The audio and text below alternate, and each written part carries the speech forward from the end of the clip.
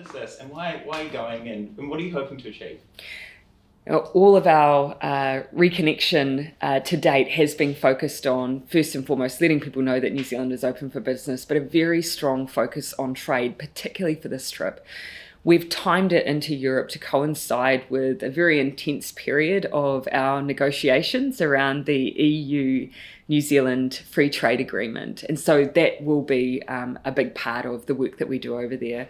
And the other reason, of course, is that timed alongside this particular period of our negotiations, there's also a NATO summit being held. Now, New Zealand is a partner and has been for about 10 years. And so we've been invited to take part in that. And it's a good opportunity to engage with a number of European leaders all in one place. You've talked a lot about like the trade focus of these trips with the US, Singapore and stuff as well.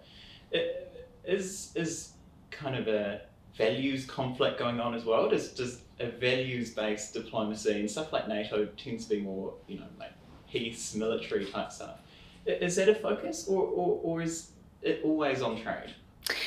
Well, actually, I would say increasingly our trade and our trade opportunities are linked to our values. And there's probably no better current example of that than the EU Free Trade Agreement. The reason the EU is negotiating with New Zealand is because we are willing to embed some of those values and the challenges that we have globally into our free trade agreement. So they want a partner who demonstrates that they are moving on climate change, that they do take sustainability issues seriously. And this free trade agreement captures that, and it's one of the reasons we have a seat at the table.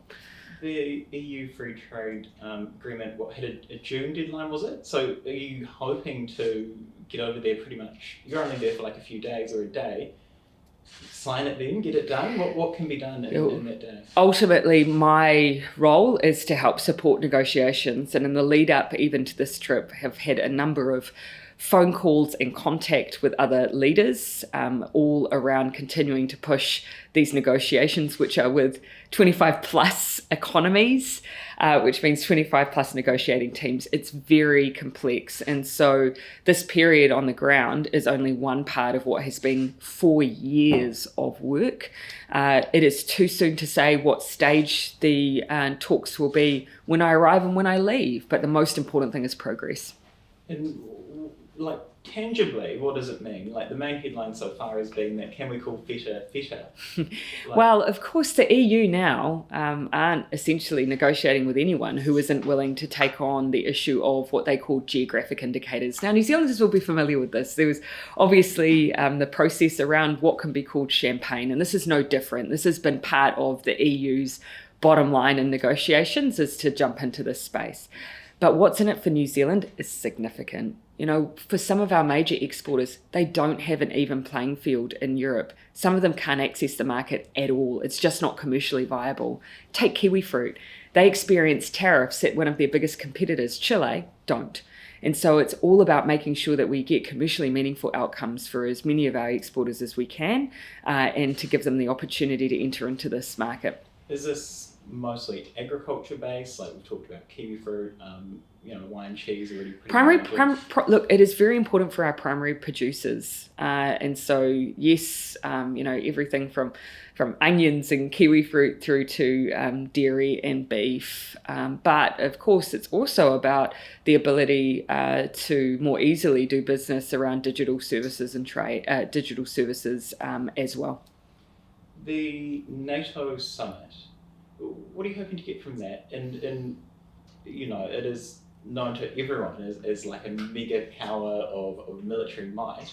What's New Zealand doing there? As I say, New Zealand's had a relationship there for a number of years. And of course, what I will absolutely maintain is that New Zealand does have a fiercely held independent foreign policy. But we also do work with others where it sits alongside our values and our beliefs around what needs to be done in particular conflicts or regions. So you've seen where we've done that in areas like Afghanistan, and equally you can see in the Ukraine. The NATO Trust Fund was a way that we were able, when we identified that we wanted to provide support to Ukraine, it was a way that we could quickly and easily do that. So it will always be on New Zealand's terms. We've been invited, though, on this occasion because they're also interested in what's happening in a perspective from our region. You'll see that South Korea, Japan and Australia are also present on that basis. Ukraine surely has to be the main focus. It will be. And it looks dire, continually with a little bit less attention than it once received. What can be done? What can New Zealand do to try and end this? There's no less attention on the conflict now, in my view, than what there was in the first week, because this is a conflict where every day people are losing their lives, and the longer that we have the instability in the region, obviously the ongoing impact that has. New Zealand has been really consistent. Our view has been we've got to make a contribution across the board because this affects all of us. Here we have the territorial sovereignty of a country directly threatened. We have evidence of war crimes, and we have civilians losing their lives. Our support has cut across sanctions, but also humanitarian aid, where the Ukrainian army has said, look, we need support for flak jackets and helmets. We were being able to provide that. We have. Our role is to continue to show our solidarity for a country who is experiencing, a really egregious war. Europe is united in concern, but not necessarily on a way forward. Talk around, should there be a deal to give some territory to Russia or something to end this? These are ultimately decisions for Ukraine and its people. But of course, I think rightly so, everyone wants to see a diplomatic solution. But that ultimately, of course, requires Russia and Ukraine at the table to help find that solution. I wanted to quickly ask about the Pacific, and then I'll probably dart back to other stuff. You've been to the US, Australia, Singapore, Japan, Europe. Main concern or main questions going to the foreign minister has been: are we focusing enough on the Pacific? And are we? Will you be engaging more with the Pacific soon? Our engagement has never stopped, and I think this is probably one of the things that that is perhaps less obvious. For diplomatic engagement, it's not just the summits or the conferences. It's the engagement that we have in between, and with our most consistent engagement, of course, is with our own region. We shared the other day some of the numbers around that. Through COVID, even though our borders were closed, we were engaging with our counterparts constantly. And that's because we don't have a standing start of a relationship. We have an ongoing one. We're a Pacific nation. And so our connections in the region are really important to us. And a lot of it was around COVID. How can we support one another? What vaccine requirements are there? Is there a need for medical professionals and support in that regard? And so there we maintained really consistent engagement. Borders are still closed for most of our neighbours. So they're open for, if I recall, PNG and the Cook Islands. But broadly speaking, there hasn't been that ability. Where foreign leaders have gone in, it's with exceptions. And we've been cautious about asking that from our Pacific neighbours. Well, countries like Fiji would also be open at the moment. And we have visited. So there we've seen the Minister of Defence and our Minister of Foreign Affairs. We've also, of course, been waiting for PIF to be an opportunity to all get together in one place. And so looking forward to that opportunity soon. That will be pretty major too. And I'm interested in, as a kind of Pacific nation, representative of the Pacific, what have you heard that the Pacific is actually concerned about that should be raised at NATO? Climate change. Always climate change? The number one concern for our region, as articulated by the Pacific Island Forum and Pacific leaders, is the threat of climate change. The threat of that is real and immediate, and now severe weather events, coastal inundation, the issue of impact on water supply. It's not a hypothetical, it's happening now. And so you saw from Fiji recently their articulation that their greatest concern in amongst what is a highly contested environment that strategically, obviously, some are seeking to change. They have said, of course, that climate change is still the number one.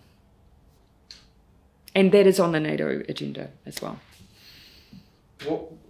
What at NATO is the specifics of it, I guess. What can you actually kind of do to bring up these issues, and what will you be doing? What's your plan to like? I think we're probably, of course, with summits like this, you have the set piece events and the agenda that often leaders will be contributing to, and often there'll be other events that sit around the margins.